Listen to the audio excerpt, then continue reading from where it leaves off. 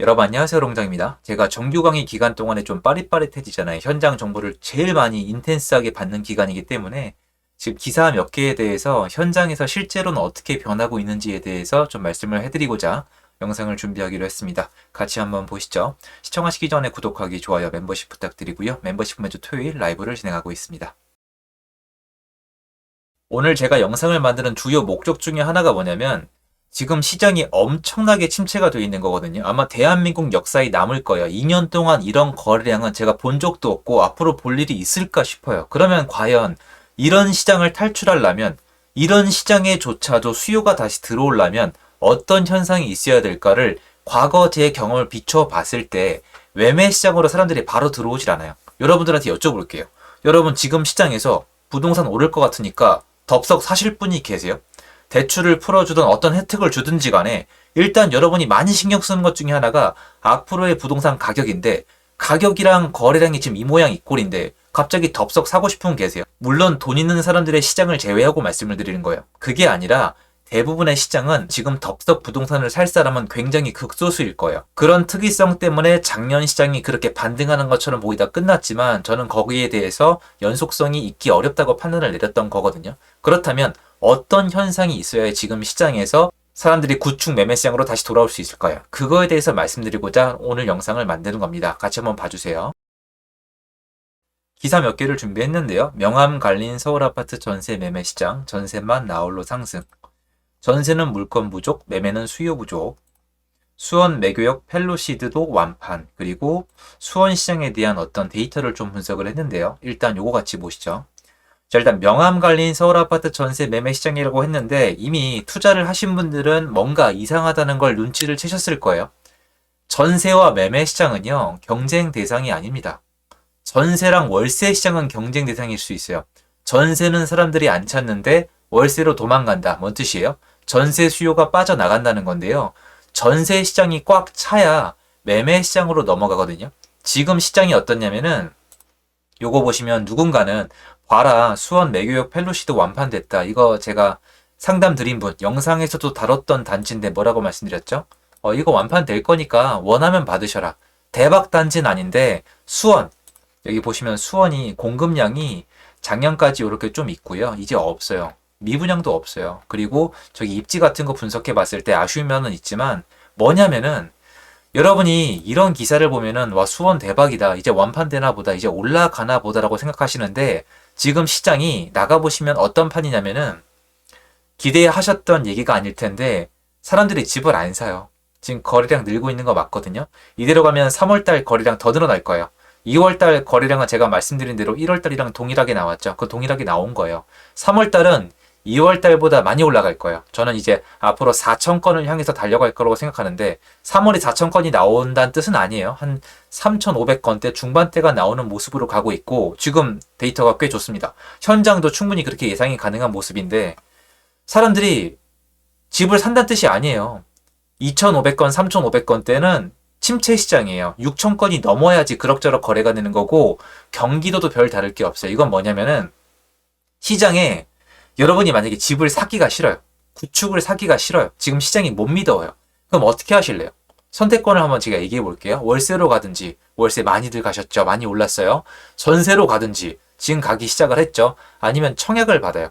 청약을 받는 분들은 구축을 사는 분들이랑 약간은 달라요. 뭐냐면 가성비나 신축이나 몇 가지 요소가 구축을 사는 프로세스랑은 달라요. 일단 분양이라 하면 뭔가 새 거고 가격이 스타트점이 약간 낮다는 개념이 있잖아요. 그러니까 이거는 구축을 사는 매수세랑 약간은 달라요. 즉 사람들은 지금 구축 매수 빼고는 다 하려 그래요. 구축 매수를 제일 안 해요. 거래량이 살아난다고 해봤자 침체 시장이에요. 그러면 이렇게 분리해서 보시면 편해요. 지금 수원을 보시면은 공급 물량이 없죠. 그리고 미분양도 없죠. 공급 물량은 약간밖에 없어요. 이런 상황에서 신규 공급이 더 이상 없으면 수원이라는 일자리를 가지고 있는 도시에 분양을 원하는 사람이 있을까요? 없을까요? 있잖아요. 그 사람들이 봤을 때는 선택권이 많이 안 남아 있는 거예요. 시장이 한 곳이 꼭지점에 도달하면 옆으로 연결이 되는데 지금은 연결이 안 돼요. 매매 전세도 연결이 안 되고요. 월세 전세도 연결이 안 되고요. 구축이랑 분양 시장도 연결이 안 돼요. 이게 느껴지시지 않으세요? 뭔가 연결성이 없고 시장이 따로 나라요. 고가 시장이랑 중가 시장이랑 저가 시장도 연결이 안 돼요. 연결고리가 싹 다 끊어져 있어요. 이게 거래량이 없으면 이런 현상이 일어나는 건데 분양시장이 이렇다는 거예요. 분양시장이 이렇다고 대박인 것도 아니고 분양시장의 수요는 어느 정도 있다라는 거고 서로 명암이 갈린 건 아니죠. 이거는 거꾸로 해석을 하셔야 돼요. 자, 그러면 이 기사는 다르게 보이셔야 돼요. 제가 아까 요즘 사람들이 현장을 나가보니까 여전히 구축 매매를 제일 싫어한다고 말씀을 드렸죠. 그러면 뭔가 다른 걸 해야만 합니다. 여기는 강제 참여 시장이에요.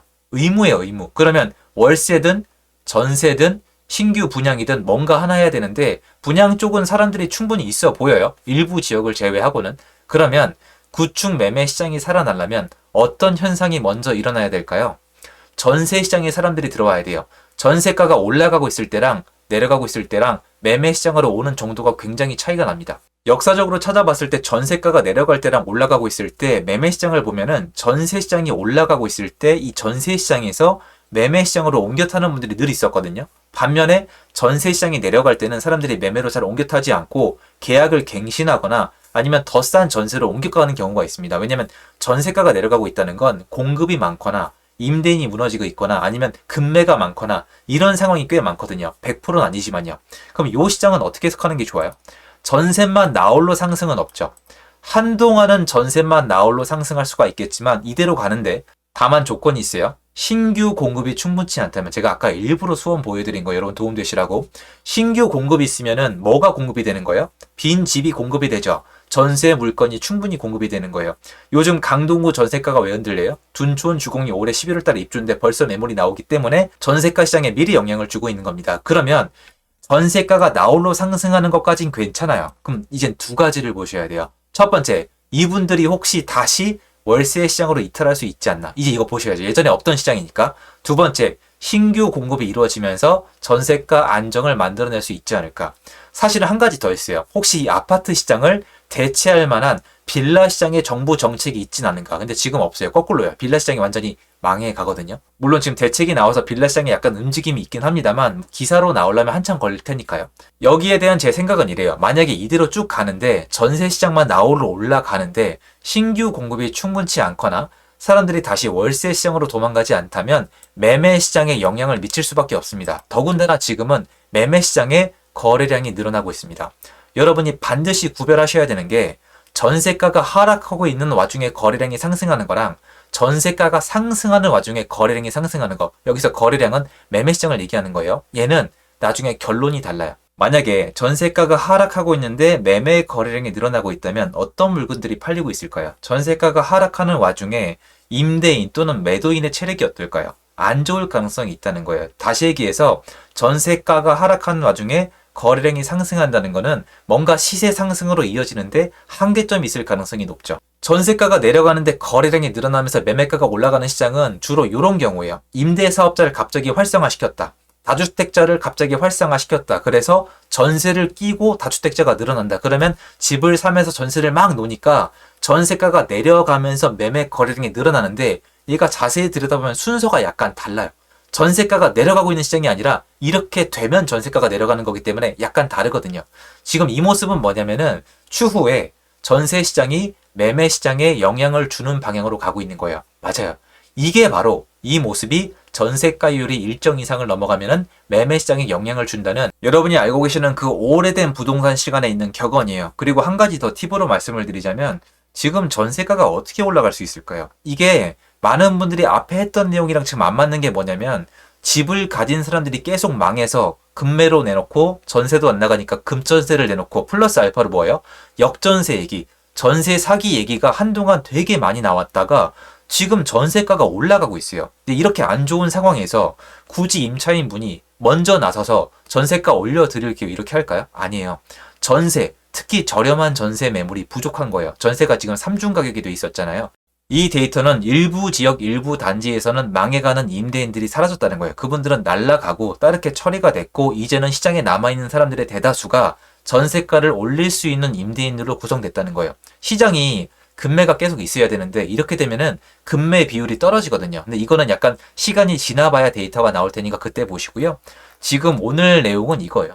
명암이 갈린 게 아니라 순차적으로 전세 시장에 먼저 수요가 들어오고 있다는 거고, 얘를 막으려면 월세 시장으로 사람들이 다시 돌아가거나 아니면 신규 공급이 많아야 한다는 겁니다. 그렇지 않고서는 추후에 과거의 시장처럼 매매 시장에 영향을 미칠 수 있다는 게 제 의견입니다. 이 내용 가지고 앞으로 시장 같이 지켜보시면 좋겠습니다. 영상 도움되셨으면 좋겠고요. 좋은 하루 되십시오. 감사합니다.